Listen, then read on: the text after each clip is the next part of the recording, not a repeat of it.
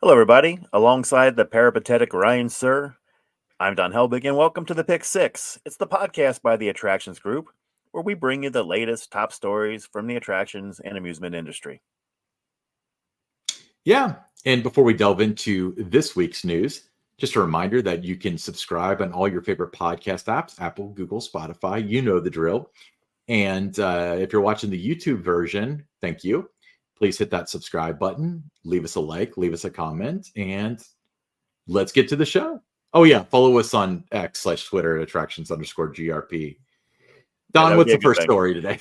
Well, the first story is Disney's announced the dates for the 2024 Epcot International Food and Wine Festival. It's running from August 29th to November 23rd. This marks a shift from 2023, when the festival began on July 27th and ended on November 18th.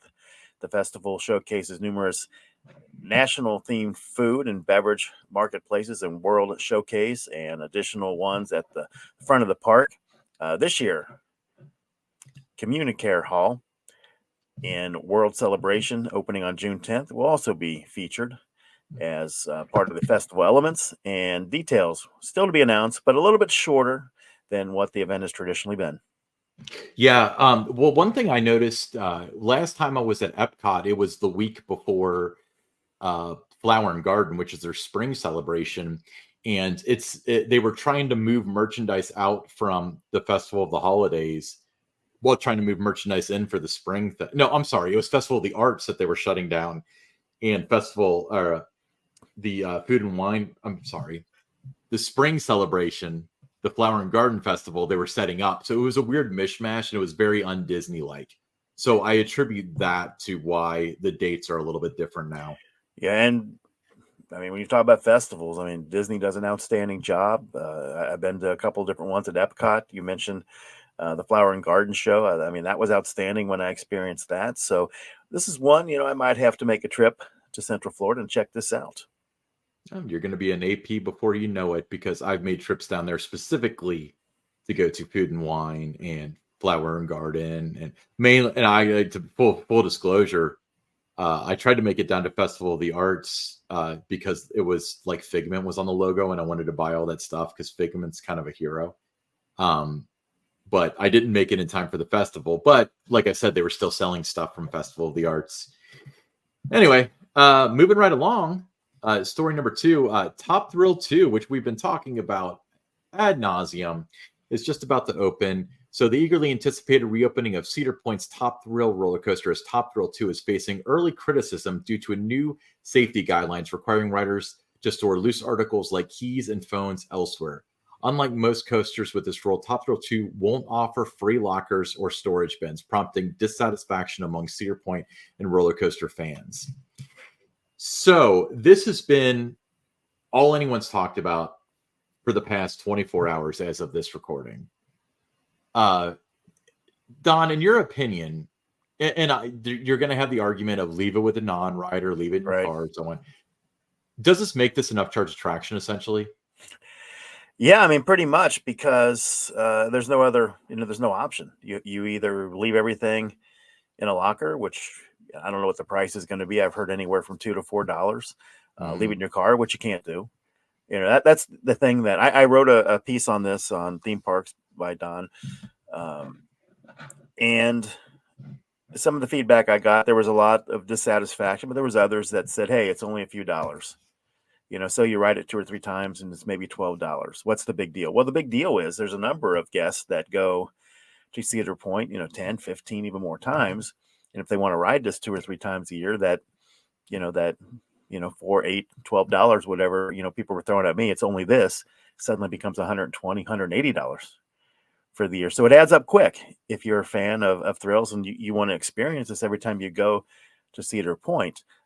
It's not just about, the loose articles. We're also talking shoes. You have to have a certain type of shoe to be able to ride it. No flip-flops and that. You're on the beach. A lot of guests that come there, that I've noticed, they wear the sandals and the flip-flops, and that's not going to be permitted on the ride. So I had a number of, people that read the piece that I wrote, and, they thanked me for putting that out there because they would have gone to the media day event or the charity event and they would have had the wrong shoes. So they appreciate that I put that out there. But um, it's not that easy just to leave everything in your car, because you can't. You can't lock your keys in your car, right? You have your season pass or your fast lanes. That it's tied into your mobile device.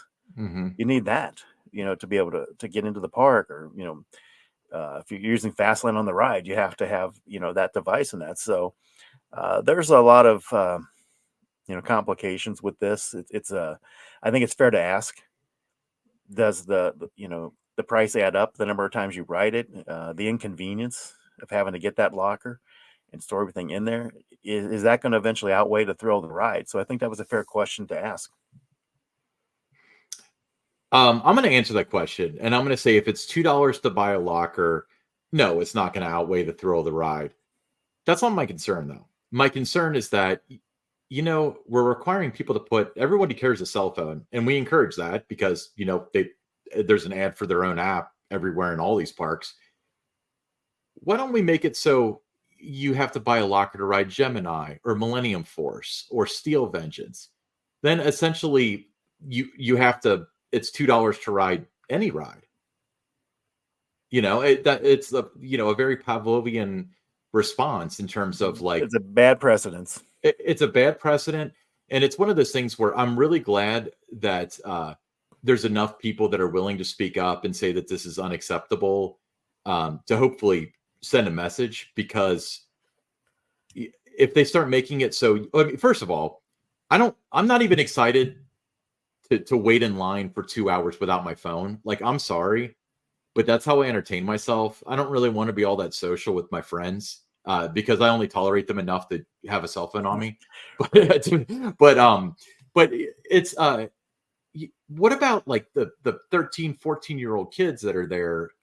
Let's say it's well, they don't have a chaperone policy, as to your point, but their parents can't get a hold of them for 2 hours while they're in line, 90 minutes, an hour, or what? I feel like you could drive a van through the holes in this process, and I just hope that it's not the end of the story. Apparently Cedar Point said they explored the idea of the free lockers like Steel Vengeance, but since this edict was handed down by the manufacturers and Perla so late, they didn't have time to get them. We'll see. I know that if it doesn't take long to install lockers, if that's what you want to do, and you can do it. You can work with the vendor. You can get them sent in and set up, really quickly with it. I think part of the problem here too, that's created a lot of dissatisfaction, is they wait until the media day and the charity event is just a couple days away before this comes out. So I think that's part of this satisfaction too. That if this had been announced back in November, December, January, people would have gotten over it by now, and there would be more excitement about the ride. But now that it's opening, this is part of the discussion now. With its opening is it's not just going to be about how thrilling it is, and it's going to be a great ride. I mean, there's no doubt about it. It's going to be a phenomenal ride, but it's going to be part of the discussion too. Is the fact that you have to store all your loose articles. Yeah, and you're going to go through a metal detector, much like you do at Universal, which has free lockers, I might add. But the real question, I mean, you can have both. It's a porque no los dos situation, because although it would be difficult to configure this, within a week, they do have weekdays off and they can absolutely do this, but have lockers at the end and, store, have the lockers in the station or whatever. You can go through the metal detector, you can have nothing in your pockets. But this whole thing of you have to put it in a locker and then wait in line, I don't see it flying. I mean, I understand the necessity. Like, I see where they're coming from as far as like, oh, absolutely, from safety standpoint. Yeah, I mean, safety has to be paramount. No matter what you do, everything you do in the amusement industry, it starts with safety. Has been, is now, will always be the number one priority. And so, yeah, definitely appreciate that part of it. Mm-hmm. But you look, like you said, at Universal, the lockers are free. Steel Vengeance, the lockers are free. I think that's where part of the problem is. In your own park, you've got one ride where it's free, and then this one it's not. Oh yeah. The fragmented information and mixed messaging is definitely going to be an issue. Additionally, we're going to have some questions because we couldn't get the lockers in time. Well, does that mean that they're coming later?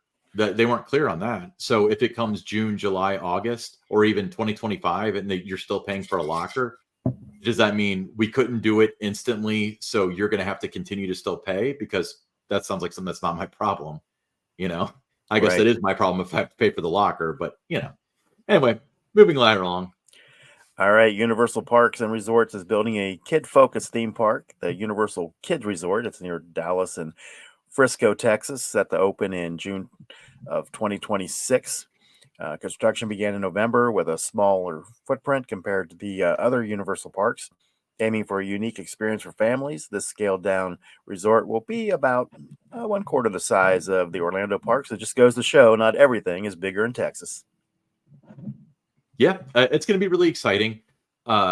So brought to you by your friends at the Disney Corporation, paying for Hulu, I might add, which is I think that the irony on that is not lost, where they're going to pay tens of billions of dollars for Comcast stake in Hulu, and Comcast is going to turn around, or well, NBC Universal is going to turn around and first of all build a third gate that competes directly with the Disney parks, and then puts down these little planted parks all around the nation and internationally. So that's cool. All right. Driving further down I-4, I guess. It's a smell world after all. From popcorn carts to mainstream confectionery sweets to even the distinct musty odor of Pirates of the Caribbean, there's smells all around Magic Kingdom. Starting in May, a whole new parade of smells will be coming to the theme park in the form of elephants. Disney has revealed a first look of the installation of Smellephants on Parade, presented by Sensity. A search and sniff experience at the Storybook Circus. I've heard about this for a few weeks now. You think that enthusiasts are negative about Kings Island, Cedar Point, or whatever? You should see the Disney ones. Inside the Magic is like one of the most credible sources, and their nickname is Inside the Tragic because they've never reported anything positive in the last decade. But the concern with it, first of all, anytime Disney has a sponsor on it, at least things are done quickly because Sensity is paying for this, and more probably. But this is one of the issues that we often see with Disney when they say we're adding 3 or 4 attractions or whatever, because to them it's not they're adding a dark ride or roller coaster or whatever. Like meet and greets and stuff like this are considered attractions, and I think this will be neat. It's not going to sell a single ticket, though. No one's going to buy a ticket to see this. It's added value, for the guests that are at the park. Yeah, I agree. All right, moving right along. The Bronx Zoo in New York recently launched a new exhibit called Animal Chronicles as part of its 125th anniversary celebration. The exhibit is a 1/4-mile walking trail with large animal sculptures and their natural habitats composed of bamboo, stone, wood, Spanish moss, and more. The zoo has been open since 1899. It has welcomed more than 260 million visitors from around the world.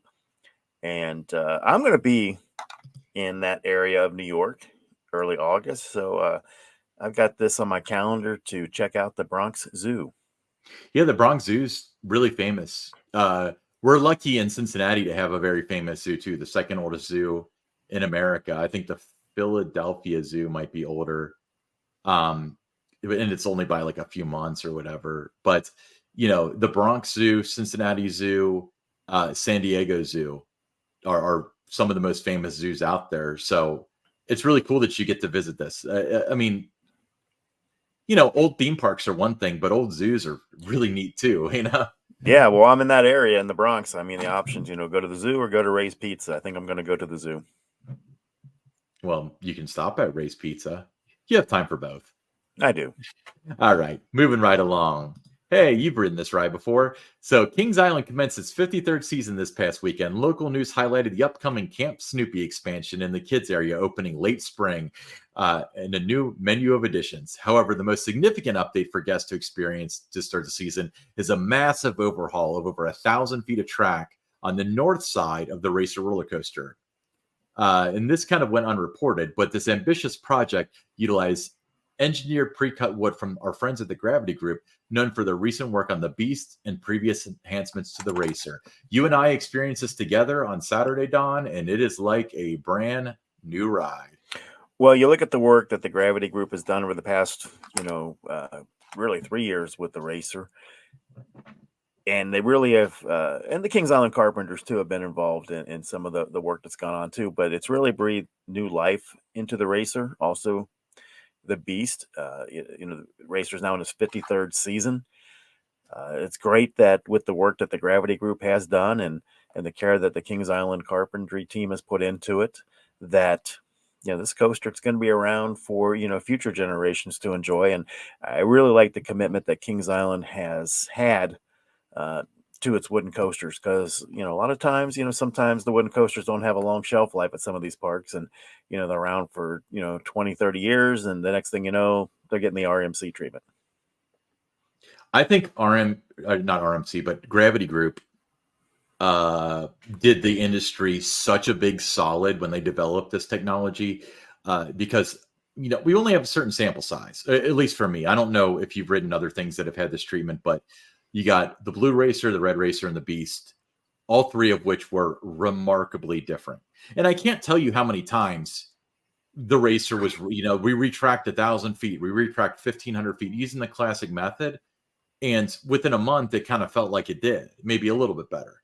But with this, it's not only does it feel great right off the bat, but it's sustainably great even years later. Yeah, it's definitely got that feel of a new ride that they've given Kings Island over the past couple of years, whether you're riding the red side or the blue side. So the majority of the ride, it has been now retracked, pretty much all of it since 2022, except for the turnaround. The one thing that's interesting about it, because you do have the Gravity Group that's got their technology in parts of the ride, the Kings Island Carpentry team, doing kind of what, was always there with John Allen with the design. You got the turnaround, you got GCI there. So it's almost in a way like when you're driving down the expressway and there's different parts of the road and that have been repaved, and that you get those different sounds, when as you're driving over it. So the racer, depending on what part of the ride you're on, it's going to sound a little bit different. I've absolutely, it sounds and it feels a little different. I wouldn't necessarily say one's better than the other or whatever, because a lot of it is very intertwined. Like from what I understand, toward the end of the ride, it was a lot of like Gravity Group supplying the pre-cut track, and then some of the Kings Island people were installing it. And there was a mishmash of that sort of stuff. Yeah, So the Gravity Group, though, I mean, they really have breathed new life into the coaster, and it's the best it's run since 1990. yeah, absolutely. All right, that concludes another pick six, but we have a listener question. It's from Linda Baker. She says, any chance of doing a live podcast on remote at a park or restaurant? She thinks that would be a lot of fun. I agree. And we do have the capacity from a technology standpoint to do that. So if anybody has any suggestions as to where to do it, or if you own a restaurant and want us to do it there or a park, then give us a shout. You know where to reach us. Just I guess DM us at attractions_GRP and let us know what you think. Yeah, there's been a couple of discussions that we've had with the other podcasts that we do, Tower Topics, local in the Cincinnati area. A couple restaurants have at least entertained the thought of having us do the podcast there. So who knows? I think it would be fun. It would be great to meet a lot of the listeners to the Attractions Group in person, doing an episode there. Yeah, we had a meet up at a local FEC called Entertainment Junction, the world's largest indoor train display. And that was just such a fantastic experience. So drop a comment if anybody has any suggestions as to where you'd like to see us do a live show, where, maybe we can do a show, we can meet and greet, we can maybe interview some fans, their thoughts on different stuff. That could be a lot of fun. Maybe even do it live.